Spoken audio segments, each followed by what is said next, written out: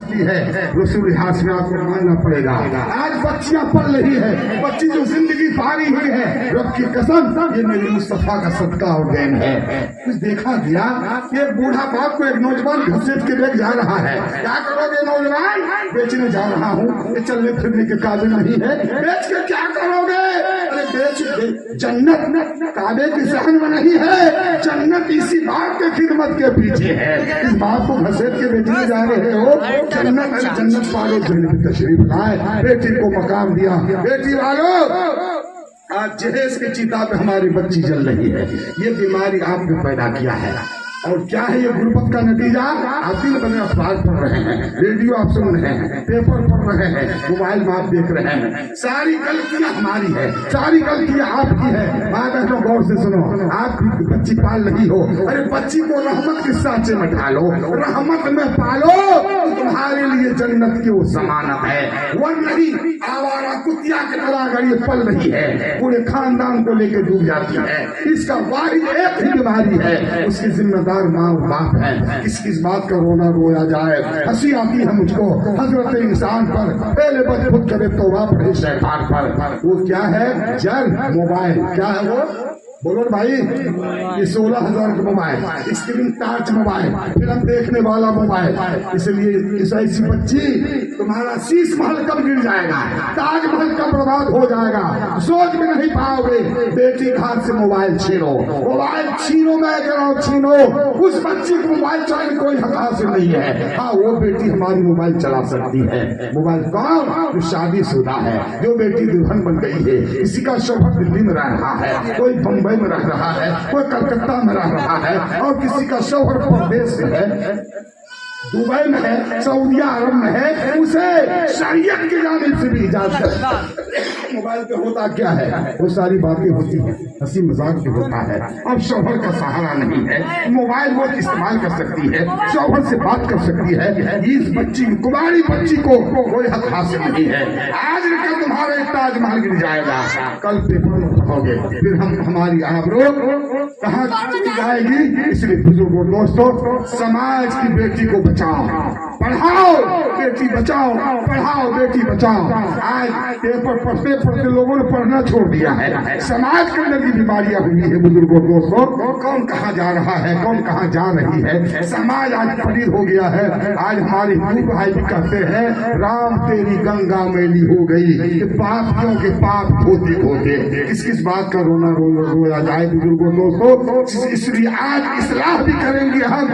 آمد رسول کیا ہے, نبی کی آمد کا تذکرہ کیوں ہے, قرآن نے کیوں خطبہ پڑھا, تمہارے پاس تشریف لائے تم میں سے رسول. بہت ساری باتیں تھی بزرگوں دوستوں. اور اس سے بڑا تہوار ذہن حاضر رکھیں. ہم کان میں میدان میں بول رہے ہیں, ہماری تقریر کو لوگ دور دور ہیلو ہیلو ہیلو کرتے ہیں. جہاز کو کیچ کر لو بیٹا, سنو اپنی. ہم سن کے نہیں وہابی کی طرح کہ پڑھوں سے سنا ہے, ہم نے سنا نہیں, ہم نے پڑھا ہے. اس لیے بزرگوں دوستوں, حقیقت بات آپ سنیے. اللہ نے 30 سپارہ قرآن 22 سال میں نازل کیا ہے. رمضان کے مہینے کی شروعات ہے, لیکن جھنڈا کا کہیں تذکرہ نہیں ہے. شب برات بھیجا, جھنڈا کا تذکرہ نہیں. 72 نفوس قدسیہ رسول کائنات کے خاندان بچے بچے شہید ہو گئے, جھنڈا کا چرچا نہیں ہے. لیکن یہ بات بھی شریف ہے, رب نے اعلان کیا, اے سید الملائکہ جبرائیل امین, آج 3 جھنڈا نصب کرو. کتنے بولو؟ 3 جھنڈا. اے بار اللہ مالک کو مولا کہاں کیا جائے کہ سب سے پہلے کھانے کعبہ بھی جھنڈا گاڑو, ایک مشرق میں گاڑو, ایک مغرب میں گاڑو. کیا کہ آمد محبوب کا تذکرہ ہو رہا ہے, میرے محبوب تشریف لا رہے ہیں, تمام نبیوں کے سردار آ رہے ہیں, میرے خاص محبوب مصطفیٰ آ رہے ہیں. اس خوشی کی آمد میں جھنڈا نصب کر دیا جائے. یہ بات ہوئی شریف ہے.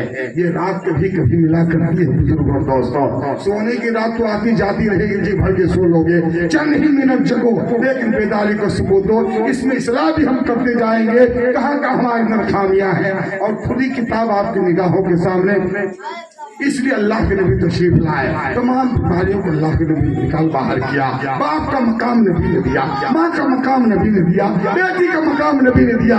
बेटी वालों, मेरी माँ बनो, आप भी गौर सुनो, हम तुम्हारी तौहीन नहीं करते हैं, रब की कसम तुम्हारी तौहीन नहीं। मेरी माँ बहन, तुम्हारी अजमत को आज भी हम लाखों सलाम करते हैं। इसलिए अगर तू न होती ये मौलवी भी नहीं होता, तू नहीं होती हाफिज़ कुरान न होता, तू नहीं होती तो गरीब नवाज नहीं होते, तू नहीं होती तो गौसे आजम न होते, अगर तू नहीं होती तो कायनात ये संसार का वजूद ही नहीं आता। वजूद में लाने के लिए ये रब ने फंसाने के लिए, रचाने के लिए हजरत माँ हव्वा को पैदा किया। सुभान अल्लाह, सुभान अल्लाह। मेरी माँ बहन तुम्हारी अजमत को सलाम करते हैं, लेकिन तुम माँ की तरह रहो। माँ का जो मकाम है, रब ने तुम्हें औलाद के लिए जन्नत का कोठी करार दिया है। इन्नल जन्नत तहता महादेव। एक सहाबी हैं, नबी के बारगाह में आए, या रसूलल्लाह अलैहिस्सलाम, औलाद वालों सुनो, किसी पीर मियाँ के बाप की जागीर नहीं है जन्नत, मुरीद हो जाओगे जन्नत का पट्टा काट के दे देगा। किसी मौलवी की जागीर नहीं है, जन्नत वहां है वह जहां तुम जा नहीं रहे हो। और जन्नत की जागीर कहाँ से तकसीम होती है?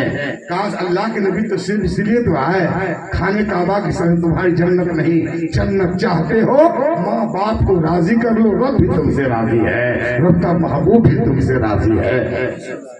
तो हमें करनी हसानसा है बता की रजा जो हुई वो अपने हो गए तो रहमती परवरदिगार अपनी। बेटी के वाक्य गौर से सुने, आप भी जाओ बेटी के यहाँ, बेटी के घर को उजाड़ने के लिए नहीं, घर बसाने के लिए जाओ। आज बच्ची शादी होके जा रही है ना, अफजलपुर की बच्ची जा रही है, मेरे घर जा रही है, तो रोते धोते जाएगा। यकीनी है बात कि हमदर्दी, भाई का हमदर्दी सब छूट रहा है, शौहर के घर जा रही है, अब रो रही है तो भाई एक पैगाम दे देता है, बहन तुम काहे रोती हो, जाओ बस मोबाइल दे दिया हमने, कोई कभी हेलो कर देना, चाहे जो कुछ भी करना पड़े। बड़ा अफसोस और 10 साल बोलना पड़ता है। कल परसों हमको एक मास्टर साहब से मुलाकात हुई, वो भी झा जी हैं, का मौलाना